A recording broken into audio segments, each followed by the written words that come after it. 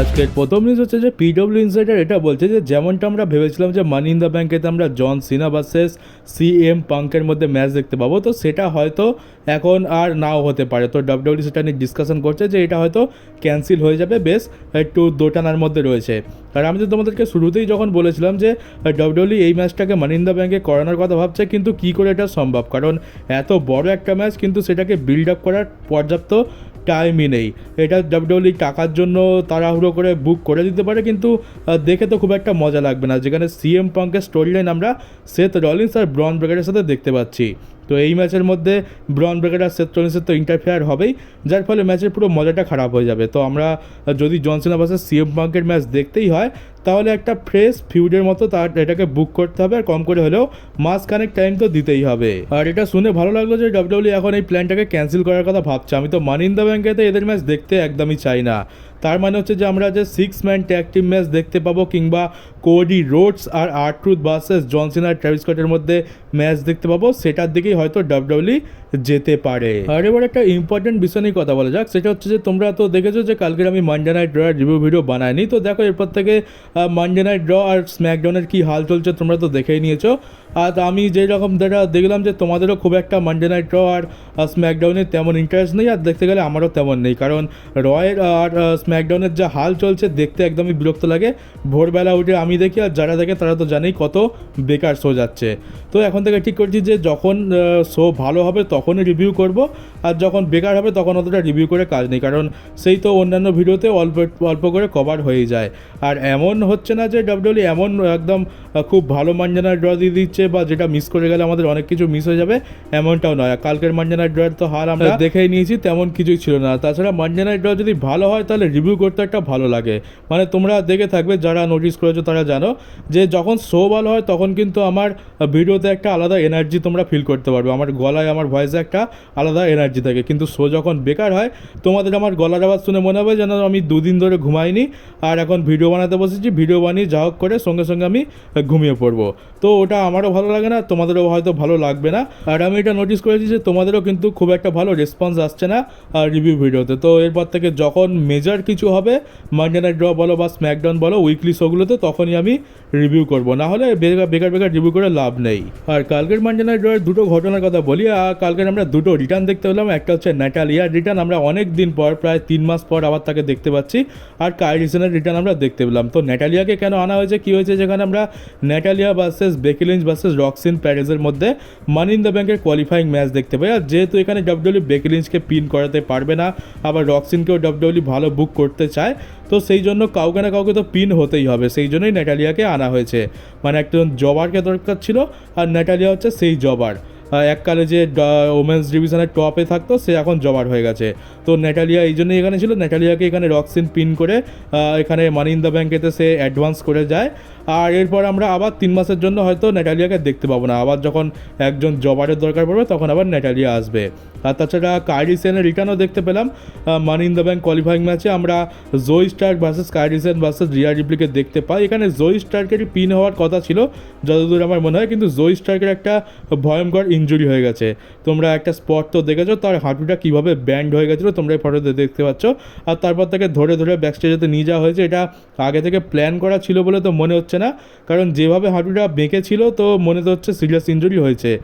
আর এই ম্যাচে হয়তো রিয়া রিপ্লি জোই স্টার্ককেই পিন করতো, কিন্তু যেহেতু জোই স্টার্ক আর নেই, তো তারপরে এই দুজনেই ম্যাচটা কন্টিনিউ করে, আর তারপরে কার্ডিসেনকে এখানে পিন করে Riya Ripley money in the bank ম্যাচে চলে গেছে। আর মেন যে স্টোরি লাইনটা আছে সেটাতেও আমরা সেরকম কিছু দেখতে পেলাম না। আর এখানে আমরা জেউসোকে দেখতে পাচ্ছি, জেউসোকে এখানে জোর জবরদস্তি ঢোকানো হচ্ছে। এটার কারণ হচ্ছে যে আমরা একসময় কি দেখতাম যে ব্লাড লাইনের স্টোরিতে ডাব্লিউডব্লিউ জোর জবরদস্তি কয়েকজনকে ঢুকিয়ে দিত। মানে ডাব্লিউডব্লিউ হয়তো কোনো সুপারস্টারকে বিল্ড করতে চাইছে, তার ওপর স্পটলাইট আনতে চাইছে, তো ডাব্লিউডব্লিউ কী করতো যে সেই সুপারস্টারকে ব্লাড লাইনের সাথে স্টোরিতে ইনক্লুড করে দেওয়া হতো, ব্লাড লাইনের এগেনস্টে ফিউড দিয়ে দেওয়া হতো, আর তখন সুপারস্টারের ওপরে একটু স্পটলাইট আসতো। এরকমটা আমরা এর আগে অনেকবার দেখেছি। তো এখন জেউসোকে একটু রেলিভেন্ট বানানোর জন্য, একটু স্পটলাইট আনার জন্য এখন সবথেকে বড় যে স্টোরি লাইনটা রয়েছে সেথ রলিন্স আর ব্রন ব্রেকারের স্টোরি লাইন, সেখানে জেউসোকে জোর জবরদস্তি আনা হচ্ছে। কারণ এমনিতে লোগান পলের সাথে তো কেউ জেউসোকে সিরিয়াসভাবে নিচ্ছে না। ডাব্লিউডব্লিউ ভেবেছিল যে হয়তো লোগান পলকে এগেনস্টে রাখলে জেউসোকে সবাই পছন্দ পছন্দ করবে, কিন্তু পছন্দ করা তো দূরের কথা, এখানে দুজনকেই হেট করা হচ্ছে। তো সেই জন্য এখানে জেউসোকে এই স্টোরি লাইনেতে ঢুকে একটু হলেও ওভার করার চেষ্টা করা হচ্ছে। মনে তো হয় না কোনো একটা লাভ হবে, কারণ এখানে জেউসোকে তো কাবাব মে হাড্ডিই লাগছে। আর মেন যে স্টোরি লাইন আছে Seth Rollins Bron Breakker versus Sami Zayn আর সিএম পাঙ্ক, তারও আমরা খুব একটা তো প্রগ্রেশন দেখতে পেলাম না। জেউসো ভার্সেস ব্রন ব্রেকারের ম্যাচ ছিল, ম্যাচের লাস্টের দিকে সেথ রলিন্স এসে ম্যাচের মধ্যে অ্যাটাক করে দেয়, যার স্যামি জেন আর সিএম পাঙ্ক বাঁচাতে আসে। তো ওটা খুবই সাধারণ একটা জিনিস ছিল। মেন জিনিস হচ্ছে যে আমরা স্যাটারডে নাইটস মেন ইভেন্টে কী দেখতে পাবো, আমরা ওটার জন্যই ওয়েট করে আছি। আর আমার তো পুরো বিশ্বাস আছে যে আমরা স্যাটারডে নাইটস মেন ইভেন্টেতেই আমরা সেথ রলিন্সের টিমের 3 নম্বর মেম্বার দেখতে পেয়ে যাব।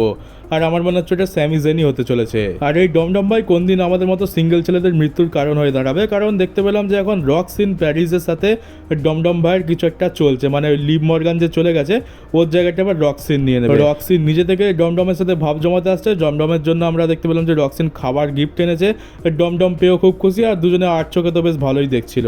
তো ওই আমরা কি দেখলাম যে রিয়া রিপ্লিকে ঠকিয়ে লিভ মর্গানের কাছে গেলে, বা লিভ মর্গানকে ঠকিয়ে রক্সিনের কাছে যাবে। আর যেরকমভাবে রক্সিন আর ডমডমের আমরা চাহনি দেখলাম, যেরকম আমরা কেমিস্ট্রি দেখতে পাচ্ছি, মনে হচ্ছে যে এবার এদের মধ্যে আমরা লাভ অ্যাঙ্গেলও দেখতে পাবো।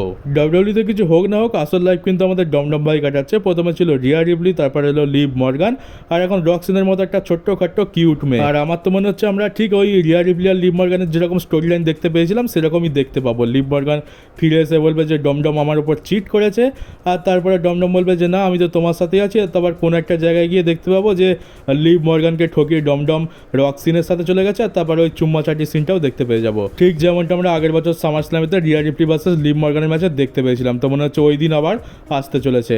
তো এক তো আমাদের মতো সিঙ্গেল ছেলেদের কি বলবো, মানে ফেসবুক আর ইনস্টাগ্রাম যখন খুলি তখন 12-13 বছরের বাচ্চারা নিজেদের প্রেম প্রীতি দেখে বিরক্ত করে মারে। তো ভাবলাম যে যাকে ডাব্লিউডব্লিউ দেখে হয়তো একটু মনে শান্তি পাবো, কিন্তু এখানেও ডমডম ভাই আমাদের শান্তি দেয় না। আর অনেকদিন পরেই প্রথমবার কেভিন ওমেন্স রিলেটেড একটা আপডেট এসছে। কেভিন ওমেন্সের তো হাল তোমরা জানোই। তোমরা তো ভাববে যে অনেক দিন হয়ে গেছে, কেভিন ওমেন্সের হয়তো সার্জারি হয়ে গেছে, এখন সে রিকভার করছে, কিন্তু জেনে অবাক হবে যে কেভিন ওমেন্সের এখনও পর্যন্ত কোনো রকম সার্জারি হয়নি। কেভিন ওমেন্স এটা তার ইন্টারভিউতে রিভিল করে যে তার মানে তার যে ইনজুরিটা হচ্ছে সেটা খুবই ক্রিটিক্যাল, খুবই কমপ্লিকেটেড, খুবই মুশকিল, বোঝা যাচ্ছে না যে কি হয়েছে এক্স্যাক্টলি। আর সেই কারণে এখনও পর্যন্ত তার সার্জারি হয়নি, কিন্তু কিছু সপ্তাহের মধ্যে হয়তো তার সার্জারি হয়ে যাবে এমনটা আশা করছে। আর কেভিন ওমেন্স এটাও বলছে যে হয়তো আর কোনোদিন রেসলিং জগতে রিটার্ন নাও করতে পারে, কারণ তার ইনজুরির নেচারটাই এমন যে হয়তো তাকে রিটায়ারমেন্ট নিয়ে নিতে হবে, আর সে হয়তো কোনোদিনও আর রেসলিং করতে পারবে না, এমনটা সে বলছে। ওই কিছুটা তোমরা এজ আর ড্যানিয়েল ব্রায়ানের মতো বলতে পারো, তাদেরও এরকমই কিছু সিরিয়াস ইনজুরি হয়ে গেছিলো নেকেতে, যার ফলে তাদেরকে রিটায়ারমেন্টই নিয়ে নিতে হয়, আর তারপরে রিকভার করতে অনেক বছর টাইম লেগে গেছিলো। এজের তো 9 বছর টাইম লেগেছিলো, কিন্তু ড্যানিয়েল ব্রায়ানের তো ভালো ছিল যে সে 4 বছরের মধ্যেই পুরোপুরি রিকভার হয়ে রেসলিং জগতে রিটার্ন করে। তো আশা করবো যেন কেভিন ওমেন্সের সাথে সেরকম কোনো প্রবলেম না হয়। আর এর পরের নিউজ হচ্ছে ড্রু ম্যাকিন্টায়ার, সিএম পাঙ্ক, জে উসো আর কোডি রোডস যদি ইউএস চ্যাম্পিয়নশিপ একবার জিতে যায় তাহলে কিন্তু তারা গ্র্যান্ড স্ল্যাম চ্যাম্পিয়ন হয়ে যাবে। এই 4 জন কিন্তু তাদের জীবনে এখনো পর্যন্ত ইউএস টাইটেল জিততে পারেনি। এখানে বাকিদের জন্য তো ঠিক আছে, কিন্তু সিএম পাঙ্কের তো গর্ব লাগছে, কারণ সিএম পাঙ্ক ইউএস চ্যাম্পিয়নশিপের জন্য খুবই বেকার লাগবে। মানে এত বড় একজন স্টার যাকে আমরা ওয়ার্ল্ড চ্যাম্পিয়নশিপ জিততে দেখতে চাই, আর সে নাকি ইউএস চ্যাম্পিয়নশিপ জিতবে, তো এটাও বড় আজব লাগছে। কিন্তু ড্রু ম্যাকিন্টায়ার, কোডি রোডস আর জে উসো তো মনে হচ্ছে গ্র্যান্ড স্ল্যাম হয়েই যাবে। আর এবার লাইভ ইভেন্টে ঘটে যাওয়া একটা ঘটনা নিয়ে কথা বলা যাক। তো ন্যাটালিয়াকে তো ডাব্লিউডব্লিউ ইউজ করেই না একদম। তো সে কি করে, যে ছোটোখাটো যে সমস্ত ইন্ডি রেসলিং প্রমোশন আছে সেখানে মাঝে মধ্যে গিয়ে সে রেসলিং করে, যদি ডাব্লিউডব্লিউ থেকে পারমিশন দেয়। তো এবারে কি হচ্ছে যে NWA নামে একটা ছোট্ট ইন্ডি রেসলিং প্রমোশন ছিল, সেখানে সে গেছিল রেসলিং করতে। আর সেখানে কি হচ্ছে, একটা ফ্যান তাকে কিছু বাজে কমেন্ট করে, যার ফলে ন্যাটালিয়া গিয়ে কিন্তু সেই ফ্যানটাকে খুব জোরে চাপড় মারে, আর সেই ফ্যানটা একদম পেছনে নিচে পড়ে যায়, আর দেখে মনে হচ্ছে যে খুব জোরে মেরেছে। এবার দেখো ন্যাটালিয়া তো খুবই প্রফেশনাল একজন মানুষ, সে খুব সহজে তো এত মানে নিজেকে ওপর থেকে কন্ট্রোল হারানোর কথা নয়। তো নিশ্চয়ই তাকে এমন কিছু উল্টোপাল্টা বলা হয়েছে যার ফলে ন্যাটালিয়া খুবই রেগে যায়, আর তার ফলে সে ফ্যানটাকে চাপড় মেরে দেয়। কারণ যদি শুধুমাত্র ন্যাটালিয়াকে বু করা হয় তাহলে তো ন্যাটালিয়া এতটাও বোকা না যে সে শুধুমাত্র বু করলে কাউকে গিয়ে চাপড় মেরে দেবে। তো নিশ্চয়ই এখানে কিছু একটা উল্টোপাল্টা কথা তো ন্যাটালিয়াকে ওই ফ্যানটা বলেছিল, যার জন্য ন্যাটালিয়া এইরকমভাবে রিয়াক্ট করেছে। আর এরপরে ব্রক লেসনার রিলেটেড তো কোনো আপডেট নেই, কিন্তু ব্রক লেসনারের যে মেয়ে রয়েছে তার রিলেটেড একটা আপডেট রয়েছে। তো ব্রক লেসনারের মেয়ে mountain West conference short put চ্যাম্পিয়নশিপে একটানা 4খানা ম্যাচ জিতে গেছে। এটা স্পোর্টসের দিক দিয়ে একটা অনেক বড় অ্যাচিভমেন্ট। আর তাছাড়া ব্রক লেসনারের মেয়ে জিতবে না তো আর কে জিতবে? তোমরা জাস্ট একবারে চেহারা দেখে বোঝার উপায় নেই যে মেয়ে না ছেলে, কারণ এর যা তাগড়াই বডি দেখতে পাচ্ছি। ভালো ভালো মেল রেসলার যারা ডাব্লিউডব্লিউতে রয়েছে তাদেরও এরকম বডি নেই। ব্রক লেসনারের মেয়েকে দেখে আমার সেই ইয়াং ব্রক লেসনারের কথা মনে পড়ে যায়। আর এ যদি কোনোদিন ডাব্লিউডব্লিউতে আসে তো ডেফিনেটলি এই ওমেন্স ডিভিশনের ব্রক লেসনার আরামসে হয়ে উঠতে পারে। কিন্তু আবার কথা হচ্ছে যে ডাব্লিউডব্লিউ আবার কেমন বুকিং করে সেটার উপর নির্ভর করছে। আর তার উপরে এরকম তাগড়াই বডিওয়ালা একজন ফিমেল রেসলার বেকার বুকিং পাবে, এটা দেখতেও খুব একটা ভালো লাগবে না। আমরা একটা সময় রন্ডা রাউজিকে ফিমেল ব্রক লেসনার বলতাম, কিন্তু যদি এ কোনো দিন ডাব্লিউডব্লিউতে আসে তাহলে আমরা একেই ফিমেল ব্রক লেসনার বলবো। আর যদি আমাদের আসল ব্রক লেসনারের কথা বলো তাহলে বলবো যে এই বিষয়ে আর বেশি কিছু বলে আর কী বা করবো, এমনিতেই অনেক কথা বলা হয়ে গেছে। নিউজ তো সবই পজিটিভ আছে। আমরা ব্রক লেসনার রিলেটেড আমরা ডাব্লিউডব্লিউর তরফ থেকে অনেক পোস্ট দেখতে পাই, তোমরা ইউটিউবে দেখতে পেয়েছো। ডাব্লিউডব্লিউ এখন ব্রক লেসনারের বেশ কয়েকটা ম্যাচেস কিন্তু আপলোড করছে ইউটিউবেতে। ব্রক লেসনার রিলেটেড আমরা পোস্ট দেখতে পাচ্ছি। তারপরে যে লিগাল যে ইস্যুটা চলছে সেটাও তো প্রায় সলভ হয়ে এসছে। ব্রক লেসনারের ভিন্স ম্যাকম্যান প্রায় কেস থেকে মুক্ত। তো সব দিক দিয়ে পজিটিভ রয়েছে। ডাব্লিউডব্লিউ ব্রক লেসনারকে সব জায়গায় মেনশন করছে। তো এবার শুধুমাত্র ওয়েট করো আর আশা রাখো যে সে ফিরবে, কিন্তু কবে আসবে সেটা কেউ জানে না। তাছাড়া আমিও এই বিষয় নিয়ে বেশি কিছু বলতে চাই না যে কবে আসবে, এই চলে আসছে এইসব নিয়ে আর বেশি কিছু বলার আমার নেই। কারণ আমরা অনেকবার ধরে দেখেছি, এই তো 2 বছর প্রায়, হ্যাঁ 2 বছর তো প্রায় হতেই চললো। আমরা ভাবছি যে এইবারে তো ব্রক লেসনার চলেই আসবে, এইবারে তো চলেই আসবে, কিন্তু কোনোবারই আসে না। তো ঠিক এই কারণেই আমার এই বিষয়টা নিয়ে খুব একটা বেশি ঘাটাঘাটি করতে ইচ্ছা করে না। আমরা তো ফ্যান্স, আমরা তো আশা রাখবোই। তো ওই আশাই রাখো যে আসবে, তো কবে আসবে সেটা তার ব্যাপার আর ডাব্লিউডব্লিউর ব্যাপার। দেখা যাক, যদি আসে তো ভালো, আর না আসলে কী বা করা যাবে, এমনিতেও তো আসছে না। আর এবার জন সিনার ইন্টারভিউ নিয়ে কথা বলা যাক। জন সিনা বলে দিয়েছে যে আমরা র্যান্ডি অর্টন ভার্সেস জন সিনার ম্যাচ আর জীবনে কোনো দিন দেখতে পাবো না, যা ছিল সব কিছু ওভার হয়ে গেছে। কিন্তু এটা তো শুধুমাত্র জন সিনা বলছে। এখানে ডাব্লিউডব্লিউতে মানে বলতে পারো যে রেসলিং জগতে কোনো কিছুই ওভার নয়। এটা ওয়ান লাস্ট টাইম বলে 4-5খানা ম্যাচ আরামসে করিয়ে দেয়। আর এবার জন সিনা আর্টরুথকে নিয়ে একটা মজা করে কথা বলে। আমি চাইছিলাম যে জন সিনা এই বিষয়টা নিয়ে কথা বলুক। তো তোমরা যেমনটা জানো যে আর্টরুথ বলে যে জন সিনা নাকি তার ছোটোবেলাকার চাইল্ডহুড হিরো, আর্টরুথ তাকে দেখেই বড় হয়েছে। তো এই বিষয়টা নিয়ে আমি চাইছিলাম যে জন সিনা কিছু বলুক। তো জন সিনা এবারে ফাইনালি বলেছে যে আমি কি করে আর্টরুথের চাইল্ডহুড হিরো হতে পারি, কারণ সে তো নিজেই 150 বছর বয়স হয়ে গেছে। এটা জন সিনা মজা করে বলেছে, কিন্তু দেখতে গেলে আর্টরুথ কিন্তু জন সিনা থেকে 5 বছরের বড়। জন সিনার 48 বছর বয়স আর আর্টরুথের হয়ে গেছে 53 বছর বয়স। তো সেটা তো সম্ভবই নয়। আর আর্টরুথের 150 বছর বয়স, তো আমাদের আর্টরুথ হচ্ছে রিয়েল লাইফের উলভারিন, ওই জন্য ওর 150 বছর বয়স হয়ে গেছে। আর দেখে তো মনেই হয় না, কারণ এ যখন ডেবিউ করেছিল তখন যেরকম দেখতে ছিল এখনও একদম সেরকমই দেখতে রয়েছে, কোনো কিছু বদলায়নি। আমাদের আর্টরুথ হচ্ছে রিয়েল লাইফের উলভারিন। আর জন সিনার পুরো ক্যারিয়ারে তো আমরা অনেক জন সিনার কুল টি শার্ট দেখেছি, অনেক মার্চেন্ডাইজ দেখেছি। এত বেশি মার্চেন্ডাইজ জন সিনার বেরিয়ে গেছে যে কোনো হিসাবই নেই। তো জন সিনাকে জিজ্ঞেস করা হয় যে তার ফেভারিট কোনটা, তো এখানে বলে যে তার যে সুপার মারিওর যে টি শার্টটা ছিল, যেখানে জন সিনাকে একজন সুপার মারিও দেখানো হয়েছে, সেটাই হচ্ছে তার ফেভারিট। সুপার মারিও একটা পুরনো যুগের ভিডিও গেম যেটা খুবই ফেমাস। আজও এর একটা হিউজ ফ্যান বেস রয়েছে, আর ফ্যান্সরা আজও এই গেমটা খেলতে পছন্দ করে। আমি তো জীবনে কখনো খেলিনি, কিন্তু এটা নাকি আমেরিকার খুবই ফেমাস একটা গেম। আর জন সিনা এখানে বলে যে তার পুরো ক্যারিয়ারের সব থেকে বেস্ট ফিউড কোনটা ছিল। এখানে সে 3টে ফিউডের নাম নেয়। একটা হচ্ছে রকের সাথে যে ফিউডটা ছিল সেটা, 2 নম্বর হচ্ছে সিএম পাঙ্কের সাথে যে ফিউডটা ছিল সেটা, আর 3 নম্বর হচ্ছে যেটা আমরা সকলেই জানি সেটা হচ্ছে র্যান্ডি অর্টনের সাথে যে ফিউডটা ছিল।